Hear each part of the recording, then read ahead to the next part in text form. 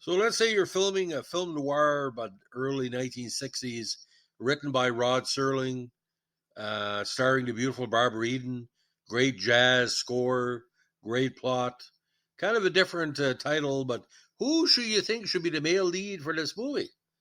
Oh, well, maybe Tony Curtis, Richard Chamberlain, a myriad other actors. Pat Boone.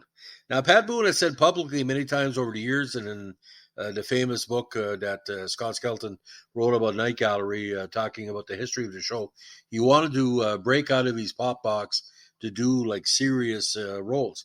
And this was called The Yellow Canary. Now, Yellow Canary, not to be confused with the 1943 film, is a 1963 American thriller directed by the great Buzz Kulik and starring again Boone and Barbara Eden. It was adapted by Rod Serling from a novel by Whit Masterson, who also wrote the tome that was the basis for Orson Welles' Touch of Evil. The film was photographed by veteran Floyd Crosby and scored by jazz composer Kenyon Hopkins.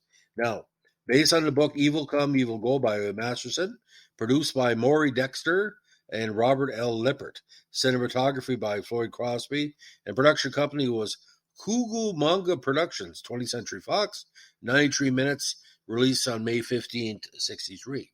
Now, in this one, Andy, played by Boone, is an arrogant, obnoxious pop idol who is about to be divorced by his wife Lisa, played by Eden, and constantly abuses his staff, including his bodyguard, ex-cop Hoob, his manager Vicio, and his valet Bake. Andy begins an engagement at Huntington Hartford Theater in L.A. Hub and he arrive home to find a maid hysterical. His infant son Bobby has been kidnapped and the son's nurse murdered.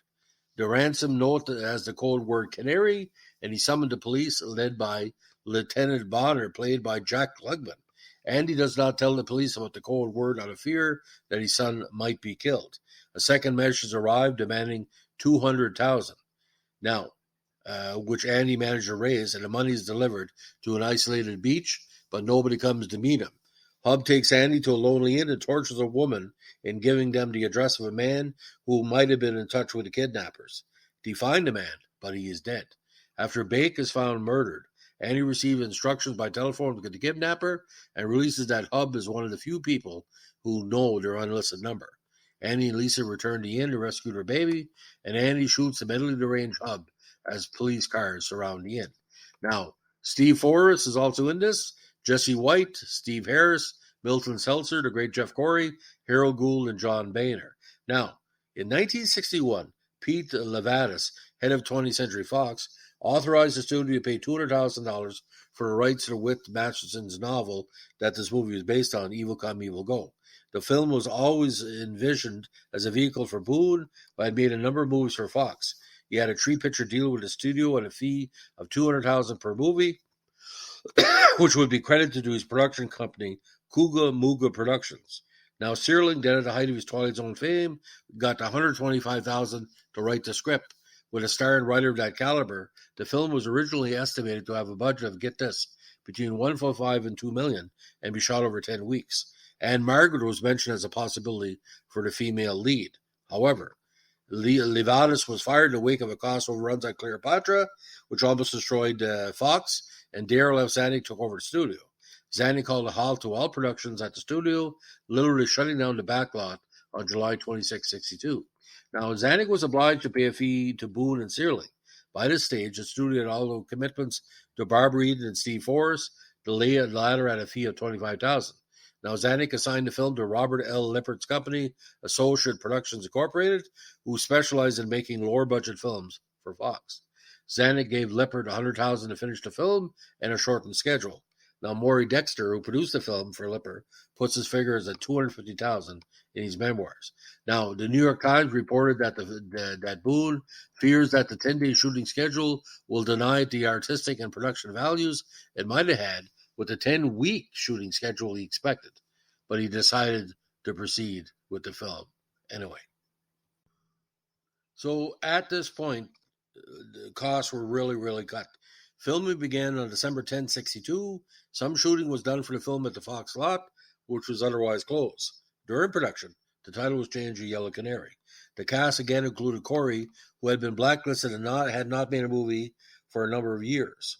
Boone had been taught by Corey, and he pressured the studio into casting him.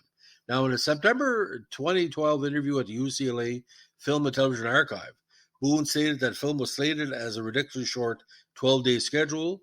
When they were wrapping the last day with several key scenes left to be filmed, Boone paid $20,000 of his own pocket to buy one more day of shooting. He felt strongly about the film, he said. Now, because it gave him the chance again, like he said publicly, to play a bad guy for a change. Now, Maury Dexter later recalled, the film was a nice production, but didn't really come off. It did nothing at the box office, and the critics panned it. Serling, Boone, Forrest, and Eden were all play-or-pay contracts, so Fox preferred to play instead of paying off the commitments. Probably should have not have thrown good money after bad. I produced the show, with due respect to all concerned. The production overshadowed the drama. Now, according to Diabolique magazine, Boone whined about Fox's cheapness, but Zanuck was right.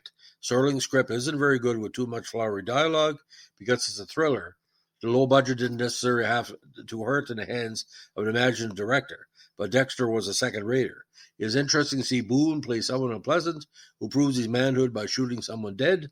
There was a rare film where the actor used the gun. The movie flopped at the box office. Now, I've never seen any rough stats on what made the box office, but I know it didn't do any money in Canada, which is kind of weird because 5 years previously, Pat Boone was just as big as the Beatles in Canada and indirectly caused the incident in the North Shore that I talk about in the other podcast here. I don't want to get into it here, but if you look up 1958 in New Brunswick on my podcast channel, you'll see what I'm talking about. So, ladies and gentlemen, that's the story of Pat Boone and the movie that didn't fly, The Yellow Canary. If you like what we're doing here, give us a like, comment, subscribe, or share. Have a good one. Bye.